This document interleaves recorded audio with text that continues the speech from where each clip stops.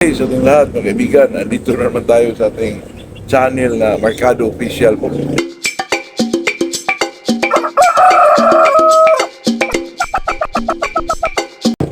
Bago tayo mag-umpisa, mga kaibigan, ay shoutout muna tayo kay Jun D. Muniva, Cebu, Davidson Soto, Marinduque, Rin Butingting, Martin Sanchez, San Miguel Liti, Arlinda Suyat, Parkinson, at saka congrats kay Boss Pat, Roldan Tumangday, Bulacan, Sabongski Rock Breeder, Rico Rosales, San Mateo Rizal. Magandang umaga sa ating lahat, mga kaibigan. Itong pag-usapan natin, mga kaibigan, ay kasi may nagtanong sa akin na eksaktong edad daw na ilaban yung stag na pwede nang manalo sa 3 years old na manok. Ito kasi, mga kaibigan, pag sinasabing stag po, talagang sa akin dyan, mga kaibigan, na talagang manalo siya. Kung ibangga siya sa mga medyo may edad na, ay siguro dito na tayo sa bull stag, mga kaibigan, yung 11 months old. Kasi pag 9 months, mga kaibigan, or 10 months man, or 8 months man, talagang medyo, depende lang siguro kung masyadong magaling ang manok, at saka superb yung cutting ng isang manok. Meron kasing ganyan, mga kaibigan, na 8 months pa, 9 months pa, grabe na pumalo. Pero alam mo po, mga kaibigan, yung mga edad na ganyan po ay talagang kung magaling man siyang mag-timing sa edad na ganyan, lalo na siguro kung dumating na siya ng mga 11 months old, mga kaibigan. Kasi itong 8, 9, talagang kulang pa ho yan sa kaibigan. Kung sa, kumbaga, kulang pa sa timing ang mga palo niyan, kaibigan. Kasi alam mo na itong stag po. Depende kasi yon. Kasi kung palagay ng ating hatch, hindi naman masyado kagalingan, malalakas lang yung mga palo. Palagay na nating rounded, may mga ilang, may mga palo, pero hindi masyado consistent, hindi masyado accurate yung mga palo, mga kaibigan. At saka yung mga ilang kulang pa ng kaibigan, kulang pa ng, kasi itong batang manok po, sayang naman kung ilaban mo sa ganyang edad tapos magaling, pabutin mo na ng 11 months old, mga kaibigan. Kasi may mga manok talaga na matitibay po kahit 8 months, 9 months. Pero kung gusto kang umabot ng 75 to 80% yung panalo, dito na natin dito na natin ilagay sila sa 11 months old, mga kaibigan, para may laban naman yung manok natin. Kasi itong stag, mga kaibigan, kawawa po pag 8, 9 months old, lalo na pag ikaw ay example lang, mga kaibigan, ilaban mo sa mga ulutan, tapos napaka-careless mo, kasi nag-ano ka, mga kaibigan, na talagang magaling yung manok mo, nako, hindi mo alam, tinatawanan ka na ng kalaban mo na ang kanyang manok ay pwede mo nang utusan bumili ng bitsin sa tindahan po. Kaya yan ang kaibigan. Kaya sa atin naman ay mahirap ng pira ngayon, kaibigan, kung mo lang yung pride mo na magaling yung manok mo. Huwag na, kasi mahirap mo.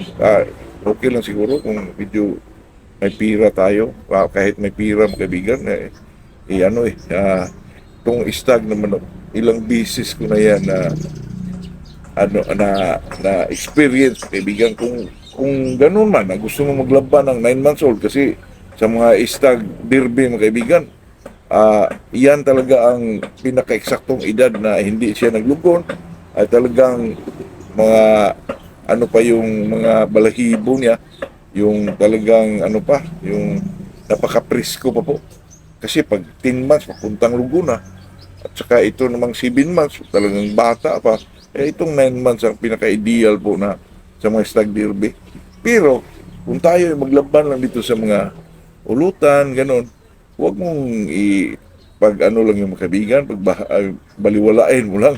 Talagang full yung conditioning mo, yung with feeding talaga, yung maraming mga halo-halo dyan, tinatawag naming fruit salad. At saka kung ang isag man ay hindi natin full ang mga exercises nila, talagang maglimber ka, mag-fly-pin ka, bangga ka, talagang ibigay mo sa kanya ang lahat para medyo matibay naman yung manok natin. Kasi, mga kaibigan, pag ganun, bunot ka lang, pinainom mo lang dyan ng kung ano-ano, iba tong stag, mga kaibigan, pag tamaan sa medyo sa may paa lang, talagang mag-iba na po. Kasi alam mo na, nakakabata pa. Yung kaibigan ko dito, mga kaibigan, 7 months old, talagang inilaban po. Kasi makatino yung niya, kamay niya.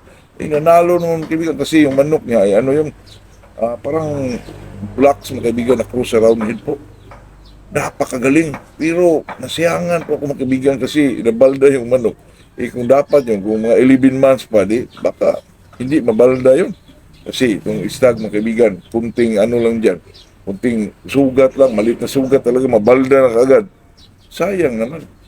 Pagbalagay na natin na ang away ay talagang hindi yan, tsamba-tsamba, sortihan lang. Ako, mas maganda yung ilagay na lang natin sila sa yung edad talaga na medyo makalaban na kahit mga 3 years old pa, talagang patayin na nila po, 11 months old. Grabe ng manok dyan, mga kaibigan, lalo na pag ang manok ay magaling, sweater cruises sa Boston, kung pumapalo dyan mga 11 months old, grabe na, kapatay na talaga ng 3 years old yan, pero ang problema lang doon ay yung timing ng isang may edad na manok po. Kasi isang sungkit lang yan mga kaibigan, grabe ang power ng isang may edad na manok po na yung cutting nila, talagang superb na, lalo na pag ang nakontra ay mga claret crosses sa hatches ba o ano din tapos magaling ako maghanda ka na dyan mga kaibigan sa ano mo pass your paper ka na dyan pero hindi naman nasigurado kasi ang manok naman ay may tag-iisang tari sila pero kung gusto natin na ilaban mo yung manok stag doon ka na maglaban kaibigan sa 11 months old para may naman, may laban naman yung manok mo. Kawawa naman. Okay lang yung mga kaibigan kung maglaban. Ganito ha. Pag maglaban ka ng 8 months old, 9 months old, siguraduhin mo na pareho din ang edad sa ikasahan mo po. Pero ako mga kaibigan, kung ganyan naman, sabi na, hindi mo daw malaman yung edad. Paano mo? Pero mga kaibigan, malaman mo dyan sa balibo, saka sa paa po. Talagang makita mong malambot pa yung paa ng manok. Mga kaibigan, kahit tingnan mo lang, makita mo talaga yung stag mga kaibigan na iba talaga sa dumating na ng 11 months old, iba na yung buntot, balahibo ng buntot, iba na po. Yung sa paan lang, mayroong iba mga kaibigan, 11 months old, di mo rin malaman. Kasi parang 8 months din yung paa. Pero doon ka magtingin sa balahibo nila mga kaibigan, doon sa buntot, kung sakaling binunutan yung 3.5 months old, pagdating ng ilipit, talaga malapan na yun. Nako, doon ka sa mga lawi, mga kaibigan, tingnan po doon. Tingnan mo sa lawi at saka dito sa pulok nila, mga kaibigan. Yun lang po, pag nakita mong talagang presko pa yung mga pulok, ay talagang bata pa yan. At saka sa mukha, mga kaibigan, dito sa part ng, sa baba ng kanyang mga mata. Pag hindi pa rin, mga kaibigan, doon ka sa tahid po. Tingnan mo ang tahid, mga kaibigan. Diba, ang daming po, yung tahid, mga kaibigan, kung wala kang makita doon sa mga balihibo, doon ka talaga sa tahid, mga kaibigan. Kasi makita mo naman yung kiniskisan ng yung tahid, mga kaibigan. Makita mo naman yung natural ang tubo po.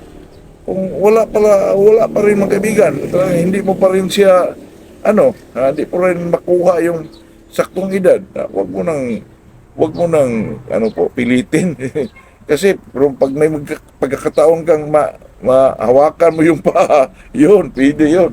Kaya sa atin po, alam mo na, ito sa akin ay talagang, talagang parang advice na, kasi mga kaibigan, tayo ngayon sa magpusta, nakikita ko lang sa mga sabungan, ay talagang 3,000, yung mga medyo walang pira, may 2,500, sa akin yung mga kaibigan, malaki na yun kasi katulad ko, wala akong pira. Talagang gusto ko na kung may makalaban man yung manok ko na stag, yung pariha sila ng edad. Siguraduhin ko talaga na pariha ang edad po. So kahit wala tayong makita mga birth certificates, ganyan mga kaibigan. Pero tingnan mo naman yung mga paa nila, balahibo nila sa buntot, yung sa pulok nila, yung sa mukha, ang dami mong matingnan po. Kung hindi man inuna ng tapay doon, makikita mo mga kaibigan doon sa tapay na talagang napaka-presko pa po. At saka, kung matagal ka nang nag-aalaga ng manok, mga kaibigan, ay talaga makikita mo yun. Totoo yan. Kung alanganin ka, di, huwag na lang ituloy po. Yan lang po. Yan lang ay ito'y parang tip na rin. Kung sa akin yun, mga kaibigan, kasi itong maglaban ka ang kalaban mo ay 3 years old. Naku, mga kaibigan, lalo na pag magaling ang manok na yan, di na masigurado kasi may mga tari, pero napakalamang ho ng kalaban. Kaya sa atin, kung maglaban man tayo ng 3 years old naman, ay doon na natin ipatong yung manok natin sa 11 months old, mga kaibigan, para may laban naman. Kawawa naman yung 8 months to 9 months old. Pero makita natin sa Manila na may mga super na manok na 8 to 9 months old, pero iba pa rin yung talo ng 3 years old na manok, mga kaibigan. Kaya ito lang po, ito ay talagang usapang magmamanok lang. Good morning sa ating lahat po.